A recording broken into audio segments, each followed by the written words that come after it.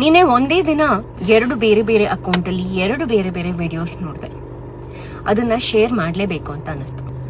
ಮೊದಲನೇ ವಿಡಿಯೋ, ನಮ್ಮ ದೇಶದವರೇ ಆದಂತಹ ಈ ಮಕ್ಕಳನ್ನ ನೋಡಿ.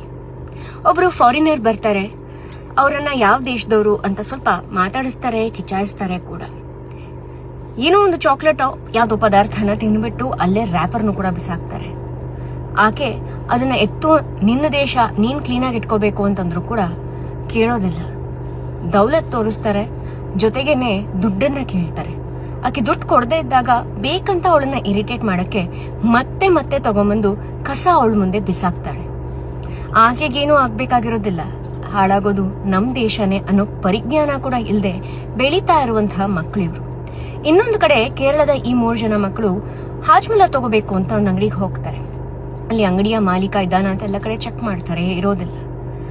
ಆಗ ಅವರು CCTVಗೆ ಹಾಜ್ಮುಲ ತಗೋತಾ ಇರೋದನ್ನ ತೋರಿಸಿ, ಅಲ್ಲಿ CCTVಯಲ್ಲಿ ನೀವು ರೆಕಾರ್ಡ್ ಆಗಿರೋದನ್ನ ನೋಡ್ಬೋದು, ಹಾಜ್ಮುಲ ತಗೋತಾ ಇದೀವಿ, ದುಡ್ಡಿಟ್ಟಿದೀವಿ ನೋಡಿ ಅಂತ ದುಡ್ಡನ್ನ ಅಲ್ಲಿ ಇಟ್ಬಿಟ್ಟು ಹೋಗ್ತಾರೆ.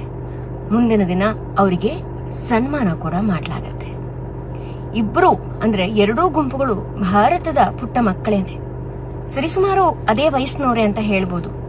ಆದ್ರೆ ಬೆಳೀತಾ ಇರುವಂತಹ ವಾತಾವರಣ, ಕಲಿತಾ ಇರುವಂತಹ ಸಂಸ್ಕಾರ ನಮ್ಮ ಇಡೀ ದೇಶ, ಇಡೀ ಪ್ರಪಂಚದ ದೃಷ್ಟಿಯಲ್ಲಿ ಹೇಗೆ ಕಾಣುತ್ತೆ, ಅದರ ಭವಿಷ್ಯತ್ ಹೇಗಿರುತ್ತೆ ಅಂತ ನಿರ್ಧಾರ ಮಾಡುತ್ತೆ.